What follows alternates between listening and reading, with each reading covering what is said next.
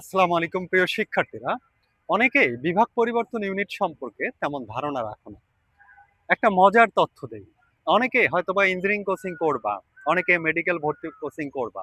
কিন্তু চান্স পেয়ে যাবা হচ্ছে এমন প্রস্তুতি তুমি ভালোভাবে নাওনি সে ধরনের ইউনিটে চান্স পেয়ে যাবা।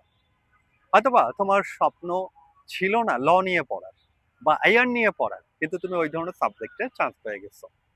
আর্টস কমার্স রিলেটেড এমন কিছু সাবজেক্ট রয়েছে যেখানে পড়লে তুমি লাইফে বাজিমাত করতে পারবা, যেখানে পড়লে তোমার কেরিয়ার অন্যরকম একটা উচ্চতায় চলে যাবে। সায়েন্সের স্টুডেন্টদের উদ্দেশ্যে আমি বলছি, এই বিভাগ পরিবর্তন ইউনিটগুলোতে চান্স পাওয়া কিন্তু খুব আহামরি কঠিন কিছু নয়।